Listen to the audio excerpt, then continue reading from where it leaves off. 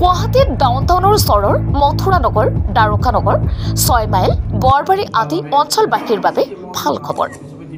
যোৱা বুধবাৰে দ্বাৰকানগৰৰ উদয়ন পথৰ 84 নং বাসগৃহৰ বাসিন্দা উদীয়মান সফল যুৱ ব্যৱসায়ী খনিন দাসে নিজৰ বাসগৃহৰ তৃতীয় মহলাত 2200 স্কোৱাৰ ফুটৰ এটা KK ফিটনেছ ফিট নামৰ ব্যায়ামাগাৰ মুকলি কৰে।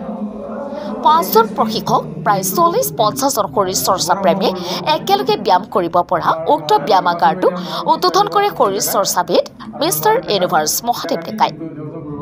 শৰীৰ চৰ্চা কৰি ভাল পোৱা খনিন দাসে ওচৰ চুবুৰীয়া আনকো শৰীৰ চৰ্চাৰ প্ৰতি উৎসাহ প্ৰেৰণা যোগোৱাৰ উদ্দেশ্যে গুৱাহাটী মহানগৰীৰ যান-জঁট সময়ৰ অপচয় আদি লক্ষ্য কৰি KK ফিটনেছ ফিট নামৰ উক্ত ব্যায়ামাগাৰটো নিজৰ ঘৰতে সাজি উলিয়ায়।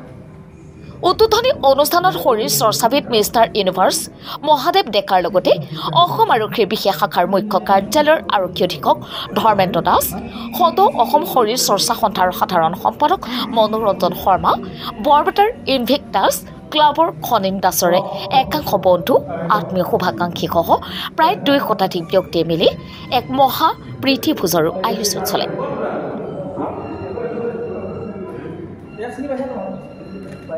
আমাৰ এতিয়া সি নেভি বেনৰ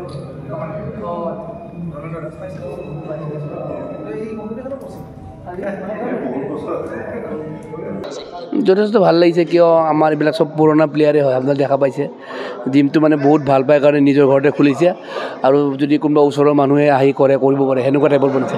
মানে এইটো এনেকুৱা কমাৰ্চিয়েলো নহয় যে বোলে মই অকল বিজনেছ কৰিবৰ কাৰণে জিমটো বনাইছোঁ, এনেকুৱা নহয় যে তেখেতে নিজে জিম কৰি ভাল পায়, গতিকে নিজৰ ঘৰতে বনাইছে আৰু বহুত ধুনীয়া এনভাইৰনমেণ্টটো হ'ল। আগতে এইবিলাকতো নাছিলে, জংঘল, এতিয়াতো গোটেইখন মানুহ আহি গ'ল। গতিকে ইয়াৰে যিখিনি লোকেলিটি মানুহ আছে সকলো মানুহে আচলতে ঘৰৰ ওচৰত হ'লে জিমটো চুজ কৰিব লাগে। কিয় আজিকালি গোটেই ওলালেই ইমান যাম, গতিকে অহা যোৱাতে যিখিনি টাইম যায় সেইখিনি সময় যদি আমি জিমত দিওঁ আমি লাভত থাকোঁ।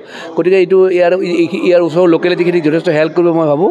আৰু যিখিনি বস্তু আছে এনেকুৱা আমি আচলতে বোলে জিমত AC থাকিলে অমুক থাকিলে জিম হয় এনেকুৱা নহয়। এইটো বেলেগ এটা বডি আৰু মাইণ্ড, এইটো এটা ঐশ্বৰিক বস্তু, এটা স্পিৰিচুৱেল বস্তু।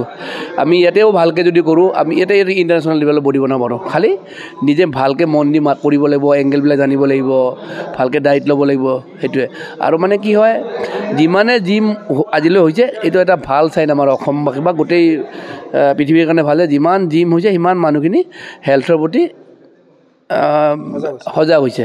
গতিকে এনেকৈ ধৰণৰ ধুনীয়া বহুত জিম বনাওক, আমাৰ গোটেই মানুহখিনি সুস্থ হওক, বেমাৰৰ পৰা মুক্ত। আৰু মই সদায় কওঁ যে জিমত আহিলে ডক্টৰক পইচা দিব নালাগে, এইটো একদম সঁচা কথা আৰু মোৰে প্ৰুফ আছে।